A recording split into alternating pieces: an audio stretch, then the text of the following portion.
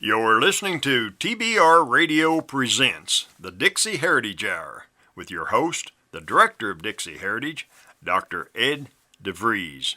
The whole reason, we're being told anyways, why our Confederate monuments and memorials are being torn down is because they are monuments to racism. They're monuments to white supremacy. So when I'm reading in the newspaper that the city of Detroit is renaming a school, Dr. Benjamin Carson High School, named for the Secretary of Urban Development, Benjamin Carson. Remember, he was a presidential candidate in the 2016 Republican primary, and President Trump then selected him to be the Secretary of Housing and Urban Development. Dr. Carson is a brilliant neurosurgeon, and he personally funded the construction of a high school in the neighborhood that he grew up in Detroit, near his boyhood home, in the ghetto, in the hood of Detroit. And the whole purpose of the Carson School is to take young, primarily black students who have an aptitude towards the sciences and give them a high school education that will prepare them to go to college, where they will study medical and scientific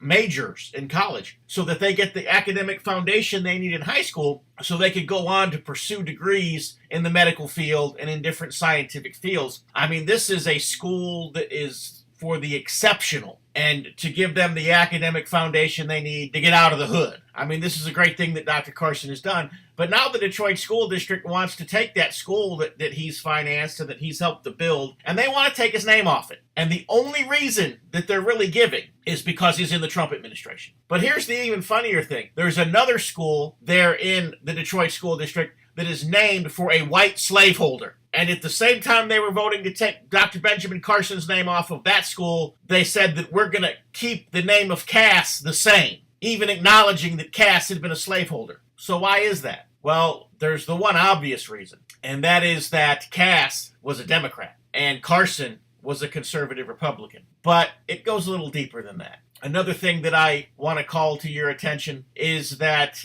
the other school that's named for a very prominent black person right now, whose name is about to be changed. There is a school that is named, a college building that is named for Justice Clarence Thomas of the Supreme Court, who is the nation's highest-ranking black judge. And the student body and the school administration is clamoring now, and they want to take his name off the school, and they want to name it for, of all people, Anita Hill. And their motivation for that, of course, came during the Kavanaugh fiasco. Now that the left is running out of things named for our Confederate heroes to attack, they are rapidly attacking institutions named for prominent black Americans. Why are they turning on the very thing that they were supposed to be upholding? And the reason why is because Marxism, leftism, liberalism, the whole Democrat Party identity politics, it has never been about fighting racism. It has always been about promoting an agenda. Crying about racism, they're just trying to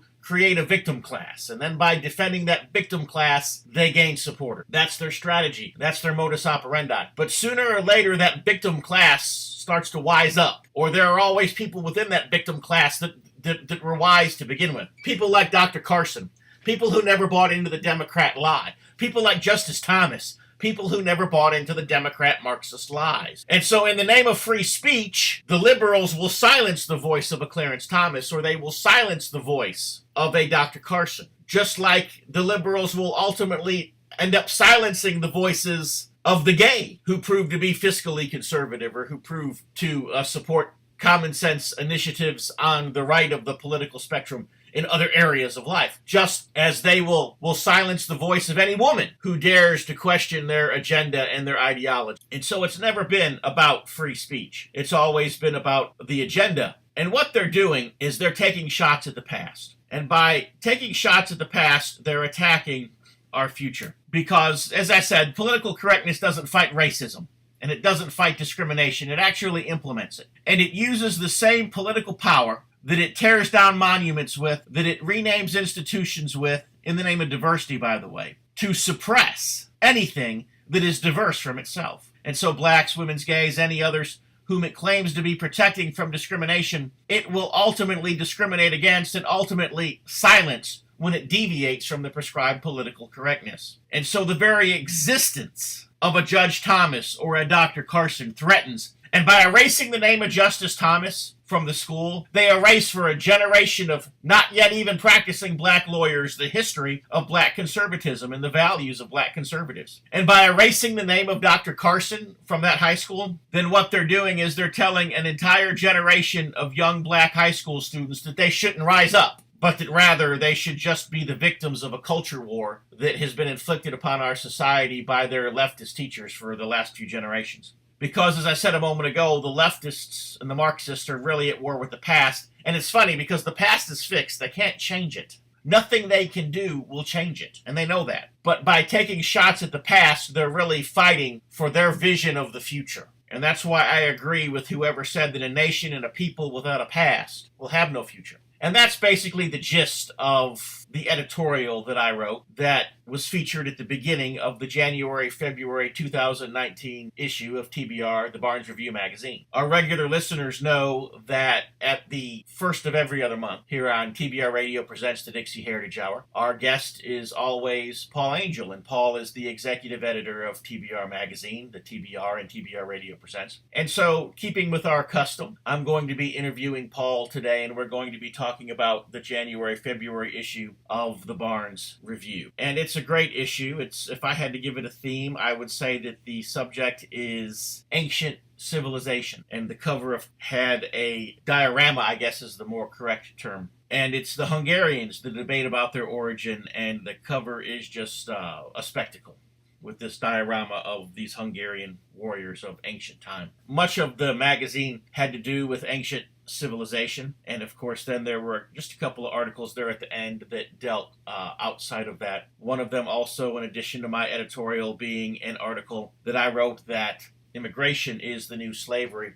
And what we're seeing now is, in addition to the left turning on men like Dr. Carson and Justice Thomas, in other words, going after the monuments to black people who they disagree with, we're also seeing monuments taken down now that were monuments to men who are claimed to be racist, claimed to be bigots, but these men were not slaveholders.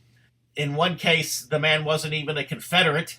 In the other case, the man was a Confederate, but he was a Confederate who had also been an abolitionist. And yes, there were abolitionists in the South during the war. There were. He was a very prominent Southern abolitionist, but when his home and his family and his state were invaded by a foreign army, which is exactly what happened, the United States of America invaded the Confederate States of America, thus threatening the home and the livelihood and the security and the sanctity and so forth of the Southern people and the Southern states, and their homes and hearths and so forth came under attack. And so he joined the Confederate Army, but he was an abolitionist, and there probably wasn't a racist bone in his body. And if you're looking for evidence that there might have been, you can look and look and look, and you're not going to find it. But supposedly he was against immigration. There's no proof of that, but supposedly he was. The other statue in question was a statue to a gentleman who had started the newspaper there in Louisville, Kentucky. And I could establish very easily that he was against immigration because he wrote several newspaper editorials back in the 1870s and the 1880s opposing the immigration of the Chinese into the country. So you can make the case that he was against immigration.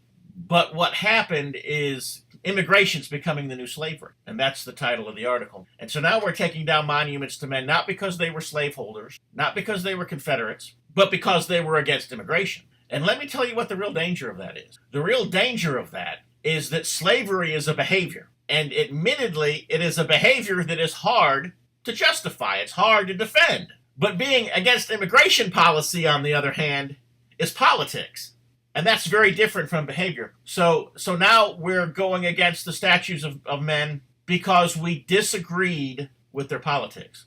And that is an even more slippery slope than the one that the left was already engaged upon by taking down the monuments to people because they didn't agree with their behavior, be it behavior that they joined the Confederate Army, behavior that they were a slaveholder, etc., etc. Where does that end? Because the politics of both the left and the right are constantly changing.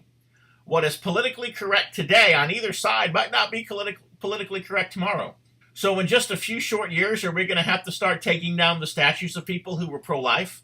Or maybe the people who were pro-abortion? Are we going to have to start taking down the monuments to people because of the economic policies that they advocated? Are we going to have to start taking down the statues of people, for any of a number of other political issues? It's just crazy. They're wanting to take down the statues of Christopher Columbus. The same thing. They're saying Columbus was anti-immigrant. I don't see how they get that. You'd think Columbus would be the poster child for immigration. But again, it's politics. And so are we going to have to assess the politics of the subject of every monument in our country? I mean, the truth is, with each and every one of these monuments, the left, if they look not too hard, they're going to find something that they're going to disagree with.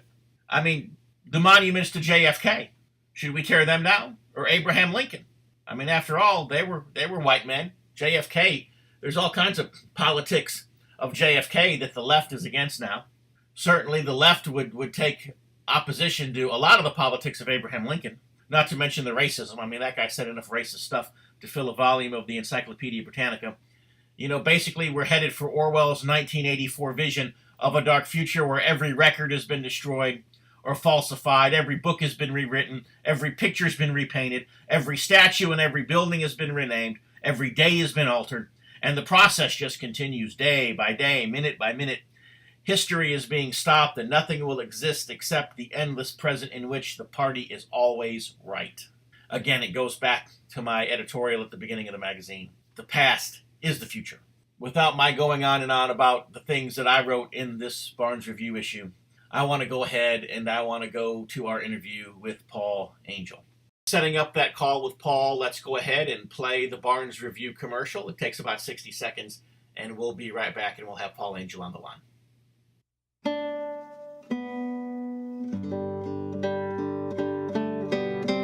If you love listening to the Dixie Heritage Hour, then I know that you'll love reading the Barnes Review. The Barnes Review is one of my favorite magazines. I began reading the Barnes Review long before they became a sponsor here on the program. In the Barnes Review, you will read vignettes of man, from the prehistoric to the very recent, from forgotten races and civilizations to first-person accounts of World War II and the late Cold War.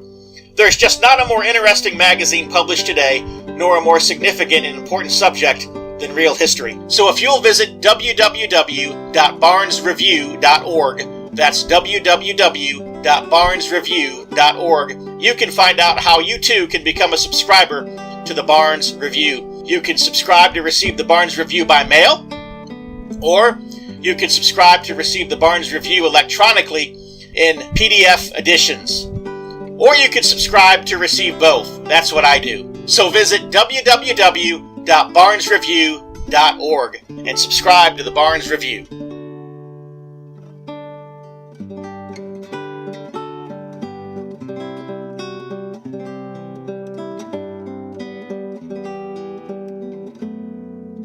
I gotta find it again. If I had to give this issue a theme, and I realize it's not a themed issue, but if I were to give this issue a theme, it would have been something, relative to the ancient world, because that's seems right. to be that's where a lot of the articles are drawing from. That's right. So, of all of the different articles on the ancient world, why did you decide to lead and do the cover with the Hungarian story? Because there's not that many great pictures for the lead story, nor the lost inventions. The lost inventions were kind of boring looking. But the Hungarians, that's that great picture of that famous cyclorama that the guy took years to do. That was 40 feet tall by, 600 feet wide or something. I got the dimensions in there. It's an awesome picture. And that's really why, because it provided the best piece of artwork. And I've noticed, too, under the new books, there's a book on the Norse discovery of America. Correct. That's an old compilation of the Icelandic sagas translated from the original Icelandic. That's something that I'm surprised we didn't see a little bit more detail on in the magazine. But again, it goes with the ancient world theme. Well, it's also something that we've discussed a lot. We had an issue called "Who Got to America First" years ago, and we had repeated several of one of the Icelandic sagas in particular. And so and we had a Viking on the cover, so was just something unique and interesting. But if I were to start this thing out, I would just talk about Oak Island, because that's I'm familiar with. So we can just have a discussion about that and see how long that goes. One of the things that I found interesting about the Oak Island article was the Freemasonry angle that Mark Rowland put on it. So, Oak Island is a mystery that a lot of people have been interested in for many, many years. They've been going on about Oak Island, I think, researching and looking for treasure for 220 years. The story, of course, more people are interested now because there's a History Channel program on it. And generally, I don't push anything that's on the History Channel because they have more ancient aliens and Bigfoot stuff than they do real history. But this is a fascinating thing because these two guys, the Lagina brothers, Marty and somebody else, I can't remember the other guy's name was, Marty and Rick Lagina, evidently pulled a lot of money and got some investors. And they have gone at Oak Island, which is this small island off of Nova Scotia. They have been going at it with massive excavation efforts. Of course, they have to get now permits for every single thing, but the things that they are doing on Oak Island have never been done before. People have been working on Oak Island on various digs and sizes and funding and all since it was found. And it was found way back. Young men who just started digging. They saw a depression there in the ground on Oak Island. There was a hook over this hole, and it looked kind of suspicious, so they started digging. And all of a sudden, like every 10 feet, they came across a layer of oak timbers. So many people have said it's nothing but a fraud, But a lot of people with a lot of money have gone in there. These guys dug down every 10 feet they found, and they were doing it by hand. It may have been in the late 1770s. I wish I knew off the top of my head, but I should look at the article more carefully. but then at the depth of, 30 or 40 feet, they find this strange stone with an inscription, and they were unable to go much further. It had a strange code they couldn't really decipher. That stone was on display in a shop window for many years in the town near Oak Island. Oak Island is connected to the mainland by a little causeway that's gotten bigger and bigger as more traffic has gone over there. They know they found something, but they had to stop. They didn't have the excavating material. They were doing this by hand. And later on, I think I don't think it was these guys, but later on, some other diggers came in, and when they got down to the level below the mystery stone, floodwater started. Later on, a couple more researchers got out there, and floodwater would come tumbling in here to this tunnel, and they figured it was some type of a booby trap system. And they surmised that it might be, and tasting it was seawater, but the origin of the water they couldn't figure out, and they explored, and they found a place called Smith's Cove where it looked like some type of a box drain system had been put in place, and they found massive amounts of coconut fiber. Well, the coconut fiber acted as a filter for the seawater and muck to keep these booby trap tunnels open. At least that's the theory. Well, one thing you do know, Ed, is that there ain't no coconuts growing on Nova Scotia, so coconut palms. So they figured this had to have been brought in by some people that were well before the modern era. I think they did carbon dating on the coconut fiber. It may have been from the 1700s. Well, there were so many theories here. Was it pirates? Was there a treasure? Was it Templars? Was it Masons? They didn't know. So these guys, and over the years, they found some crazy stuff. Spanish coins from the 1600s, I think, and British coins and French stuff. They don't know what it was. The prevailing theories were wild and varying. Marie Antoinette's jewelry, the famous jewels of Marie Antoinette brought by a handmaiden here, may have been buried there, may have been something from the Holy Land. We all know that the Templars in the 1300s were pretty much sent scurrying with the persecution of the French and the Catholic Church, I believe, because they had amassed a great amount of money during their time in the Holy Land. While they were there, of course, they were over the alleged site of the Temple Mount, right? Solomon's Temple, and there was always rumors that stuff had been buried there.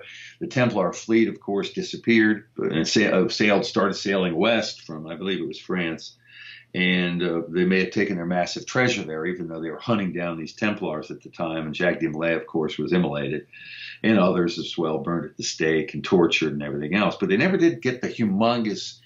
So weren't there other weird stuff there too, like the carving of a severed head and stone carved human organs? And absolutely. I mean, look, it's a long. There's evidence for so much stuff, but yeah, they found all kinds of stuff. I don't want to ruin the story, but on this island there are these crosses, Templar crosses carved in stone. The severed head, of course, is associated with the John the Baptist part of the Templar cult, we'll say. And but But until and believe me, there was guys. So there's been guys really excavating, but the ways they were doing it back in the day was not very archaeologically speaking. They were just digging these huge trenches and huge pits, and they were collapsing. Multiple people died during these searches from multiple search excavation organizations.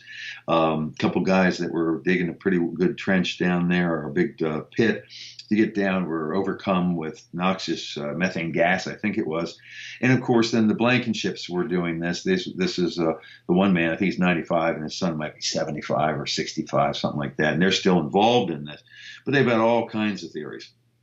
And every time they find something, it's really weird. I mean, they found bone at the bottom of a couple hundred feet down in one of these pits, and they're trying to find what's called the money pit.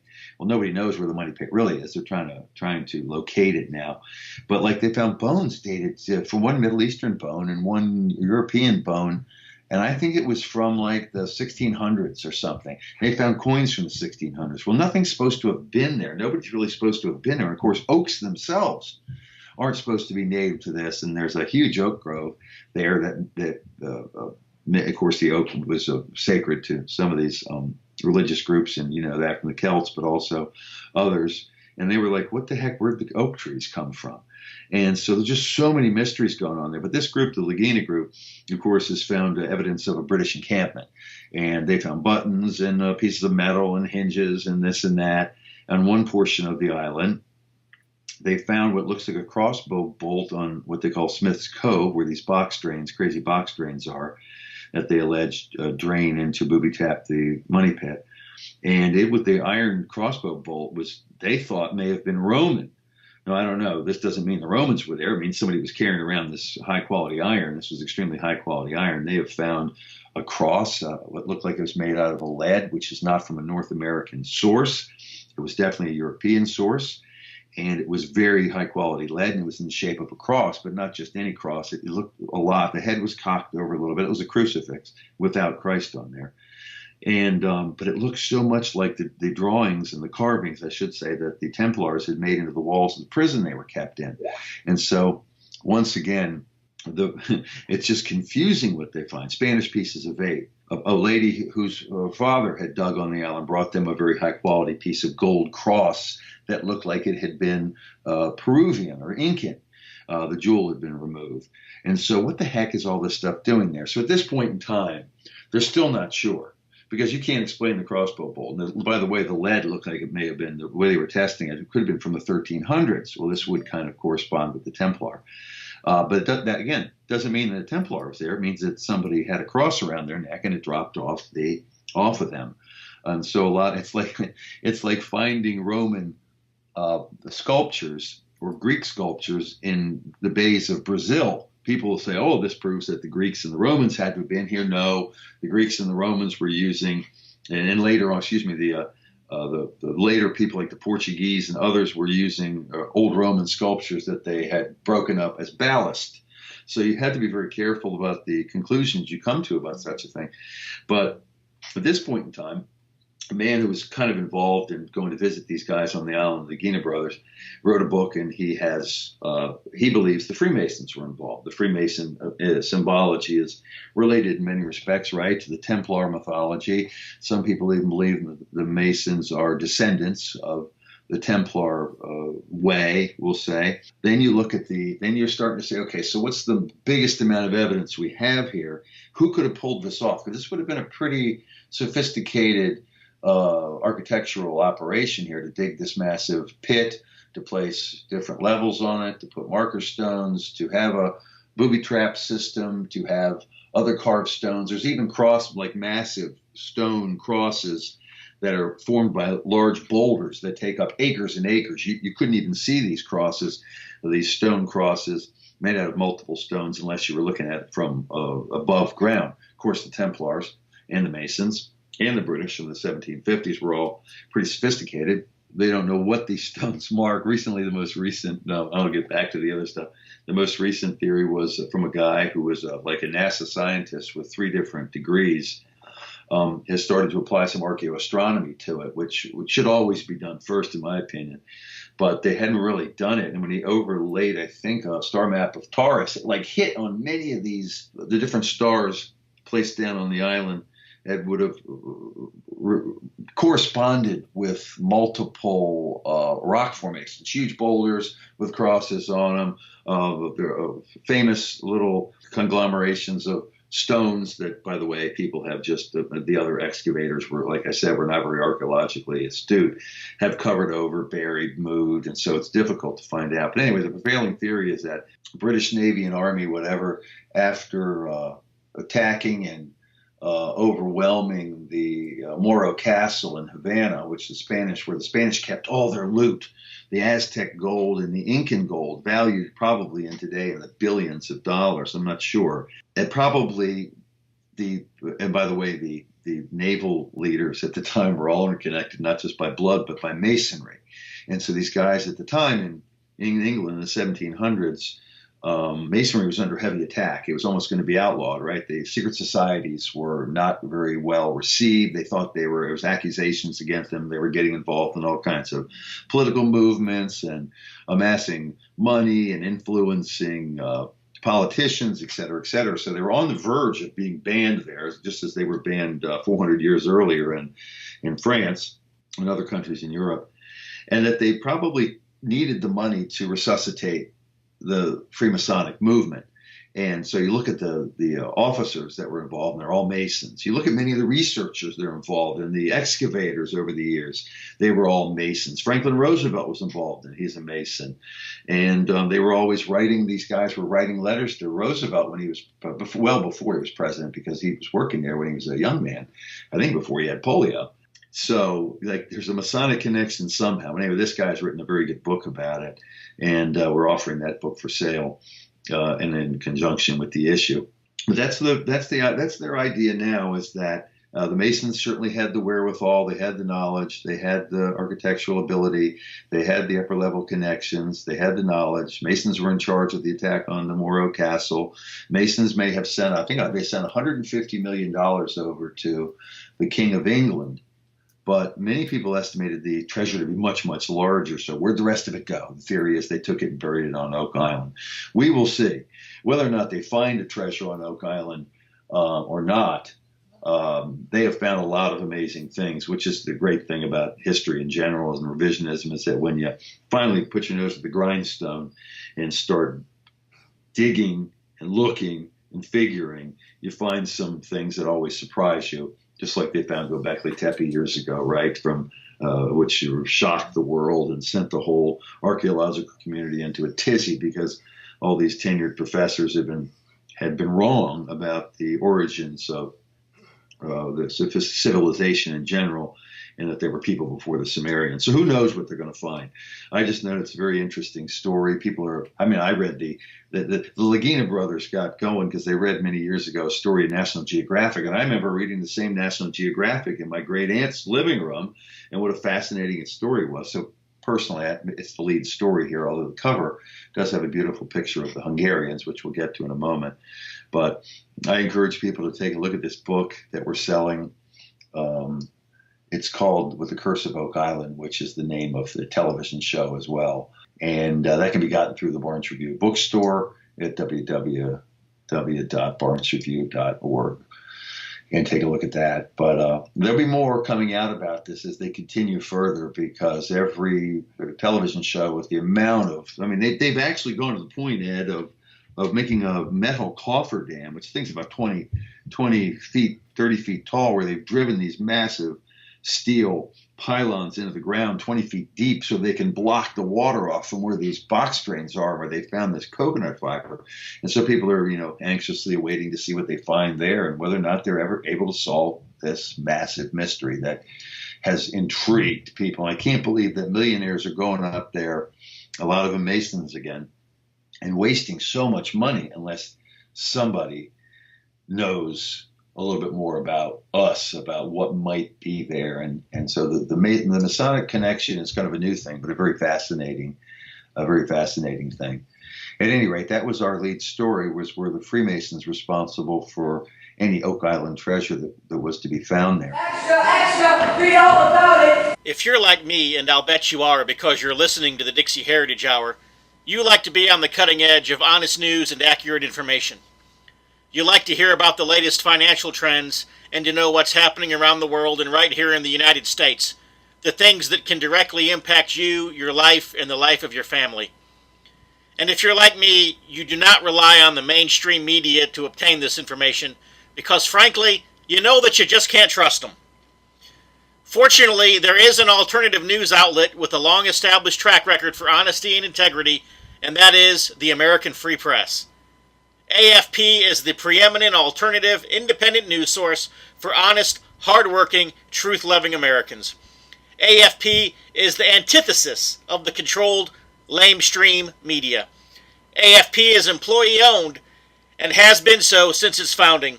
Because of that, AFP never has and never will allow advertisers or special interests or big money to dictate what appears in the pages of the American Free Press newspaper.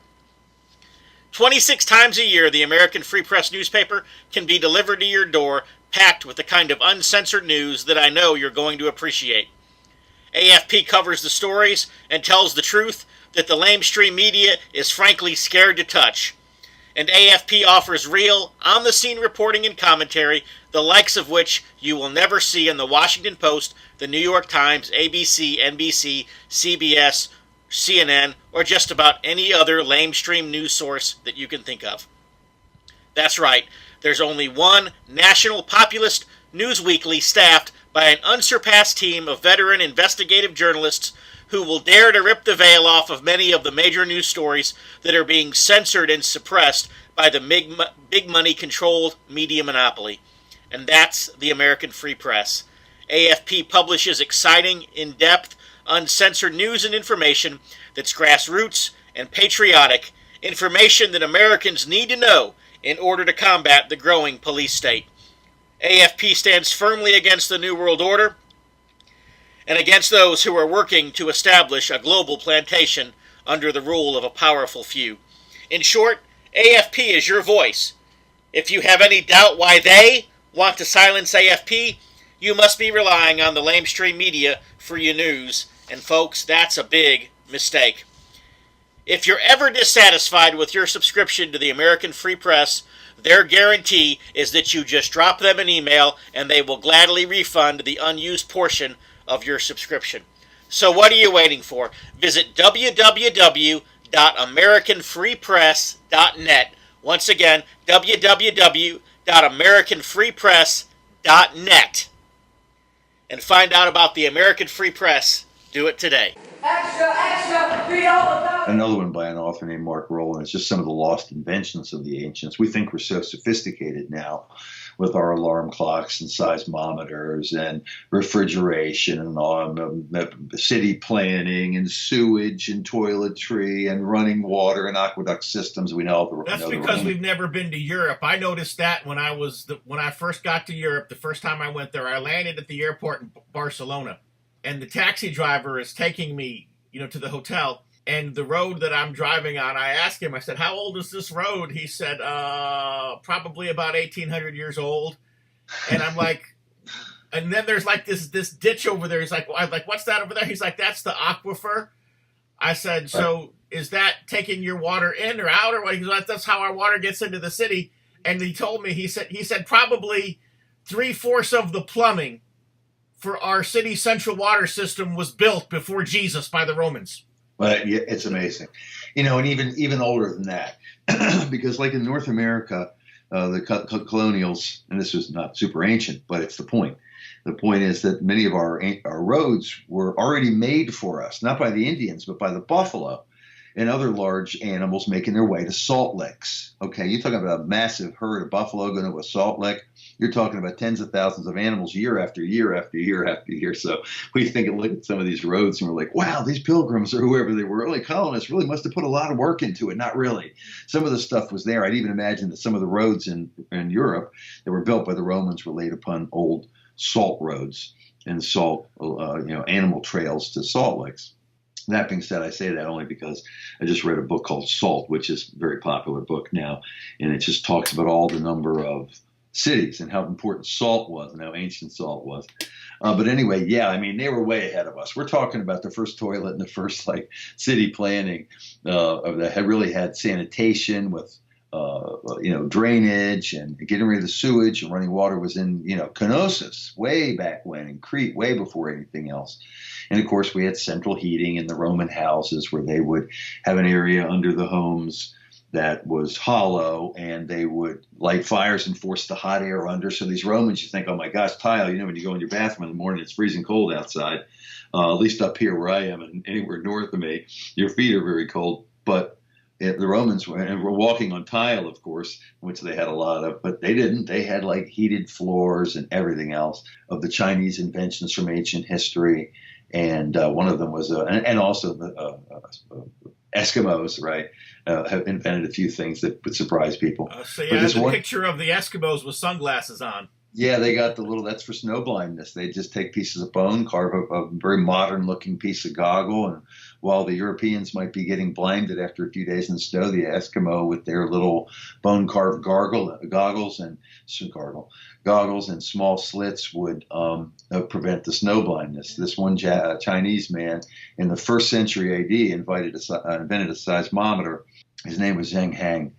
And it was an amazing thing. Like, there was a water and a big urn, humongous metal urn with dragons in the side, and there was frogs waiting on the side made of metal on the base. And if the water came from the earthquake came from a certain direction of a certain magnitude, it would drop a ball into the frog's mouth. I mean, amazing stuff. Plato's alarm clock we talk about way back when. He got tired of his students coming to class late, so he worked out a way of a water clock that would wake them up. Of course, it was interesting enough that he was able to figure out how to drip the water down into increments and control it so that it would time it so a certain amount of water would fill up, but then the water would be forced into a smaller area, almost like, even though it wasn't heated, like a tea kettle.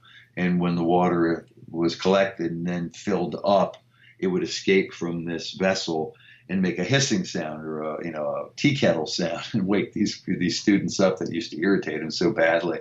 Of course, the Iranians had a way of keeping things cold in their desert areas, and they were called yakchals. I'll say, I think I'm pronouncing that right. It's Yakhchal, and this was like an evaporative cooler system, and you was capable of preserving ice for a while. Now, it wouldn't freeze and cold in there, but they could. Even like when you go to Monticello or Mount Vernon, right, they always had ice houses for the colonials, and they would fill it up with water, I suppose, and then it would freeze in the wintertime. And that would last quite a bit of time when you're talking about blocks of ice being 6-7 feet thick, underground especially. But the sophistication of this particular construction is interesting. They had rifled the interior of the dome. This is a large dome structure, and the air would then spiral around and come down, and they made sure there were openings coming from the north so that they were catching the cooler air. And so we moderns think we're so sophisticated, and these ancient people had many different, all kinds of inventions, including even a early steam engine from the Roman era, Roman Egypt. So it's always something, movable type, all kinds of stuff. We're not quite as smart as we think we are, but we can thank our ancestors for coming up with some pretty amazing things and leading the way. John Tiffany did an article on the mysterious origins of the Hungarians. It's a pretty sophisticated article as far as tracing the genetics of it. And I'm not really up on it like John was. He would be a much better person to interview. But in short, as most people know, the Hungarians speak a language that is unlike most of the other Indo-European languages. I don't think it is an Indo-European language, not sure. But it's Finno-Ugric. So there's some Scandinavian groups, specifically the Finns, who speak this language. And then you have the Mansi and others over in Lapland-like type people in northern Russia, a large area, I should say. It's not a large number. And then right in the middle of Europe, the Hungarians. And people have been arguing about where they came from, why they're speaking this language. And so John took the words in common with ancient cultures from northern India, I believe. I've got this story right. Theory was that, the Hungarians in general were very adaptive. In other words, they could adapt to new people coming in, or they could get them to adapt to theirs. So they were integrated well. Belief was that they came in contact with people who spoke a Finno-Ugric language. The question is, where did they come from? oh, they must have obviously been, the Magyars must have come from these Finno-Ugric areas in Russia. Well, now they're starting to wonder whether or not exactly how this happened and where the migration came from to bring this language here, and whether or not there was a large population there, or whether they had come in contact, or whether they were from this group. You have to read the articles. You see that I'm not an expert. I'm not an expert on much of anything, but I know certain things. But this is one that's beyond me. You got to read the story.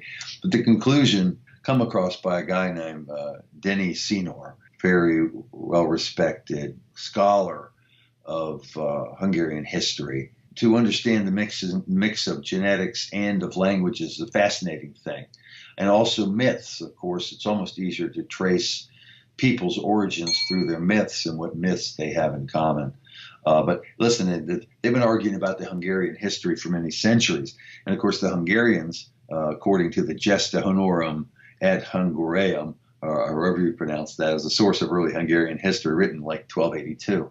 They believe that there were two hunters out there who were after a mystical white stag. The stag vanished, but that's okay because these two guys, Hunor and Magor sounds like Hunor Hungarian, Magor sounds like Magyar, kidnapped and married two Sarmatian princesses. Of course, the Sarmatians are related to Attila the Hun in Hungary. So there's been so much debate over the years in the Hungarian myths and the Hungarian beliefs about their own origins.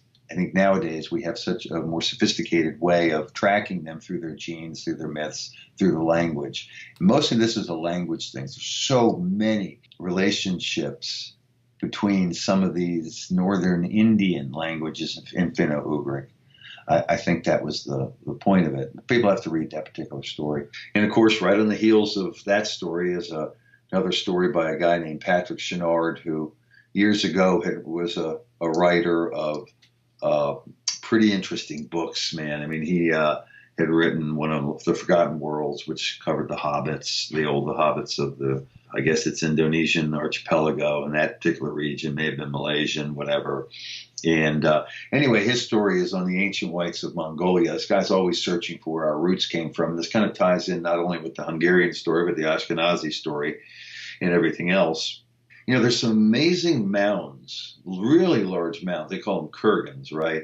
With like large megalithic circles out there in the middle of Mongolia that people have been trying to figure out who actually created them. Now, we know that in that same kind of an area was the Turin Basin, where they found these, the mummies, the white mummies of the Taklamakan Desert, which everybody thought were going to be all pure Chinese. Well, it was a great trade route. But you found some amazing Caucasian skeletons because they were super well preserved, and it was like very salty there and desert-like. And so the two acting together, plus the lack of rain, really desiccated these bodies and preserved not only their bodies and bones, but their textiles as well. So there is definite proof that whites were in Western China. We all know as well today that many of the sophisticated terminology the Chinese adapted for charioteering and ironwork or whatever it may be were, Indo-European languages. So we knew that they were out there. But anyway, they found this massive thing in Dangoin Shire, is what I say, Dangoin Shire. And it was like massive pillars. Now I mentioned earlier the kurgan. Kind of like an ancient Stonehenge, but in China as opposed to in Europe.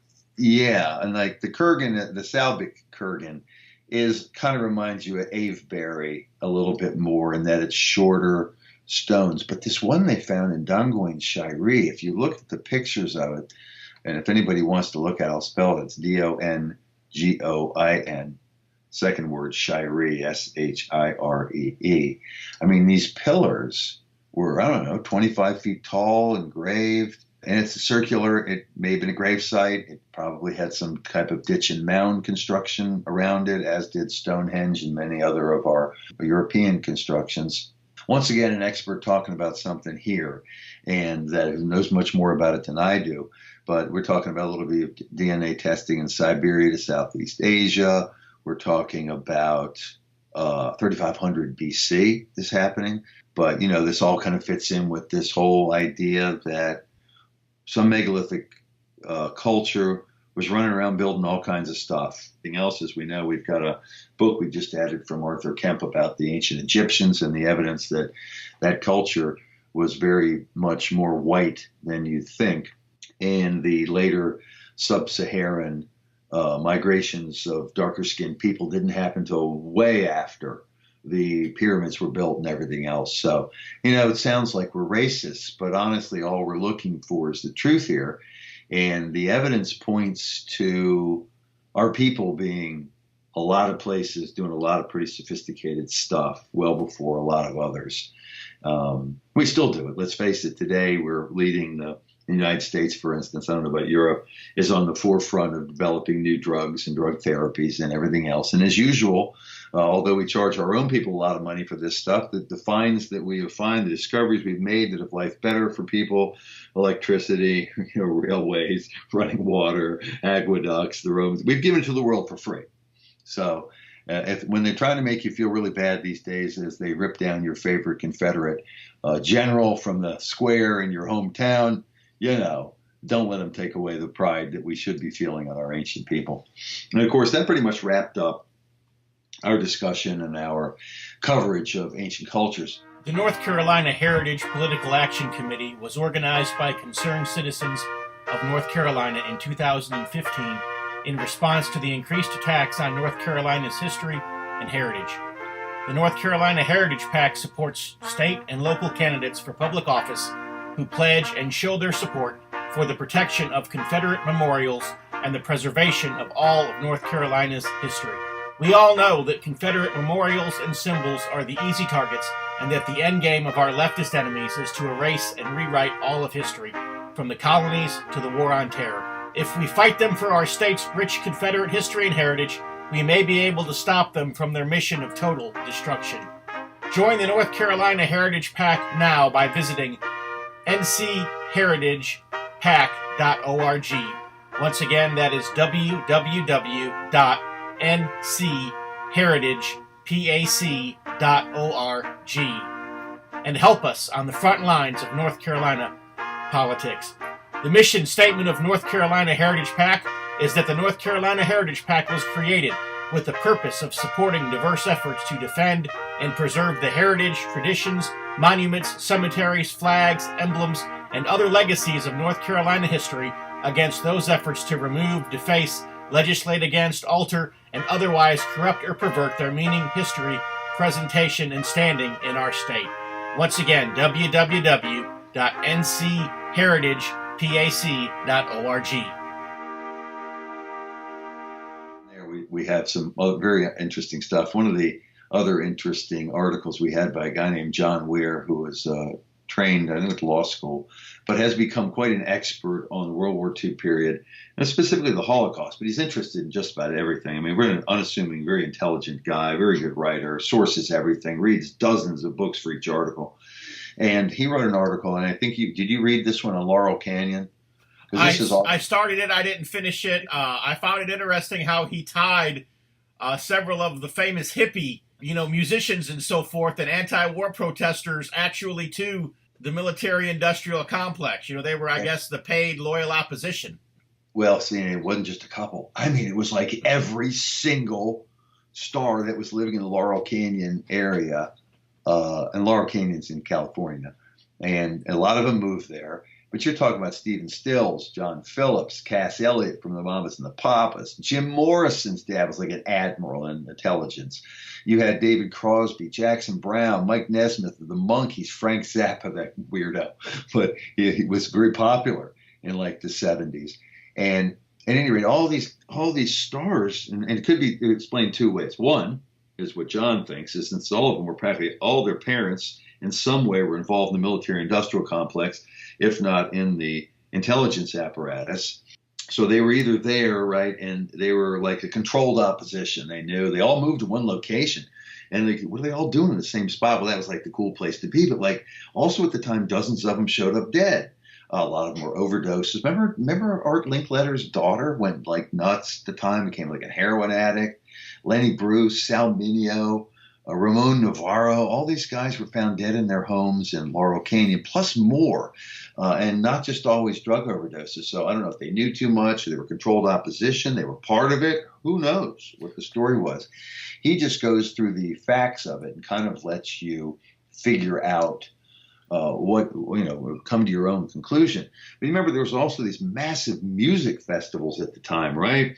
And they'd show up, right? There was Woodstock, but out west there was that big concert, the Altamont Speedway. Everybody thinks these hippies were like all peace and love, right? But I mean, you go to these massive things, there was rape, beating, drug overdoses, property destruction, grand theft, autos being stolen.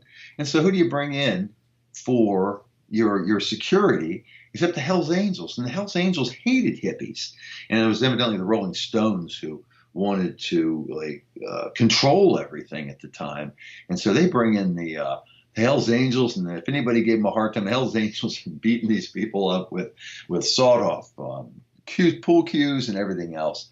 I'm thinking of the other get-together, the big concert of the times. I can't remember it off the top of my head. But anyway, in there, you look at this, and they were extremely violent.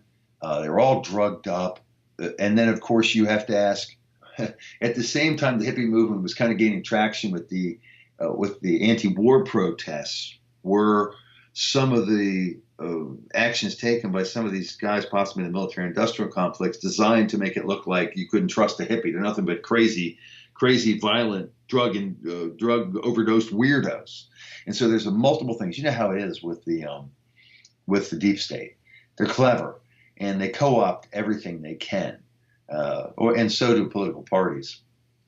But the interesting, the wrap up on that story is he comes up with so many connections to the military-industrial complex, so many odd occurrences at the time. It could very well be that Deep State was trying to undermine the anti-war movement. It could be that they were gathering information like they do now and controlling groups from behind the scenes in trying to find out who was joining. I always found it interesting that some of the largest, right, and most active KKK chapters back in the day were funded by the U.S. government, by the FBI. And we know this goes on all the time. It's why in the organizations I've worked for, the American Free Press, Barnes Review, the Spotlight, Liberty Lobby, that there was always oddball people trying to get into those organizations. And once in a while they get hired if they seemed like innocuous. But in the end, they were many times sent in by the government to try to infiltrate, get information, gather names, find IRS violations, blah, blah, blah. Usually they all tip their own hands because they themselves were troubled or criminals, because this is what the FBI does, right? They don't just bring a normal person over to infiltrate an organization. They usually say, we got something on you here. We know you were a child molester, so we're going to come after you with this child molestation charges unless you go in here to this organization and give us what we want, child molestation, embezzling, IRS violations, whatever they can find. It's very rare when a person says, sure, I'll go infiltrate an organization for you, and they're like a normal person. But anyway, same thing here. Fascinating story about the possibility that the entire hippie movement was just a false front, controlled by the military-industrial complex and the deep state for whatever reason we don't particularly know. It kind of proved a theory that I have been working on for years, and that is simply that the government always hides the truth in plain sight. Yes. And so when the truth would eventually come out on Vietnam, and it did, the answer was simple. Well, we never denied that. It was always out there. Even the hippies were out there marching in the streets proclaiming it for all the world to hear. You just wouldn't listen. Right. But by choosing a vehicle like the hippies, a bunch of long-haired, drug-addicted freaks that the typical American wouldn't listen to, they discredited the truth by who they chose to allow to reveal it. I think the same thing is true even probably with 9/11. I think as the truth of things come out, I think that the major TV networks and the government and everybody else are going to pull the same line. They're going to say, no, we didn't deny that. In fact, Charlie Sheen was on late night talk shows talking about that back in 2002. But right. Who's going to take Charlie Sheen seriously? You know, you hear so many crazy theories about everything. This is why magazines like the Barnes Review are important, because we try to give you the facts and let you make up your own mind. We're going to tell you what we think, but here are the facts as we see them. And they're completely different in many cases, as you pointed out. Things are in plain sight, but completely different from what the mainstream media is generally telling you. 911 being one case in point. Yeah, Charlie Sheen has been out there talking about it and what happened to him afterwards, right? Yeah. And then so they will, although they'll give you the information, they will try to discredit beyond belief anybody who has any different opinion. We can go into that another show. But at the end of the magazine, to wrap it up, because I got to run. But we have Robert Forreston, who just died recently. Here's a guy who was vilified for his entire career for doing factual research, beaten up in the streets by people and nearly killed on multiple occasions, but the guy stuck to his guns, and he kept coming up with as he personally said, by the way, he was a great guy. Here's his quote that got him in so much trouble. The putative method of genocide, as it was described by witnesses, was scientifically impossible. That's all he said. And he said, prove that you could have killed all these people with the methods you're claiming. And they never did it. So what do? You smear him. You cut off his finances. You make false fake news about him. You harass him. You have him beaten up. Who knows, sometimes they'll even poison you or assassinate you, anything to get you. Or many times if you are a person of, we'll say, and this was not the case with Forreston and any revisionists I know, but anybody that they have any little, that they can set up for some little quirk of personality they have, they will set you up and go after you, and they will ruin you in any way they can to get you to shut up. I'm not a big believer in the revelation of the method. I think that's usually a cop-out in the end. But it certainly exists, putting it right in front of your face, right? It's happened so many times, and the bigger the lie, the more easily it's swallowed. So why not put it out there? Especially when then you have teams of people in the military-industrial complex and the intelligence community ready to attack you and ruin you if you do tell the truth. Strange, the world we live in, getting stranger every day. Here's another guy, Horst Mahler. I'll wrap that up. Horst Mahler was a political activist back in the day. He was a leftist, became a conservative, and was very concerned about what was happening in Germany with the diminution of free speech. I would say the eradication of free speech, unless you want a free speech about something politically correct. But this guy, they put him in jail. The guy's in his 80s now. He's been diabetic. They got him for refusing. His biggest thing was that the German government isn't legit because it was never a peace treaty signed after World War II, and that's an occupation government, has been for many years. He was also very vocal about allowing people to speak about the incorrect topics, but in Germany you cannot do that. I just saw something the other day that they're putting the old third box on the form that you can check to say you're not male, you're not female, you're other. Other is what? I don't know. But at any rate, Germany has gone nutty. Anyway, the poor guy's wants to get out of jail. He's near death. He's lost a leg in prison from diabetes, but they're so vindictive, and they want him. They don't want any sympathy for this guy. The public might actually listen to this guy, Horst Mahler. He's a hero. They won't let him out of prison. He's going to die in prison. And his greatest crime was stating his opinions. He was never really trying to rile anybody up. That he did in his younger days when he was a leftist. But they're not going to let him get out there and give you any type of truth, especially in Germany. It can't be done. It's crazy over there. And we are literally running out of time here on this week's TBR Radio Presents the Dixie Heritage Hour. So if you want to find out the rest of what's the great content in this February 2019 issue of the Barnes Review Magazine, you're just going to have to go to the TBR website, www.barnesreview.org. and read the magazine. If you're a subscriber, you can download it. If you're not, subscribe today. You won't regret it, I promise.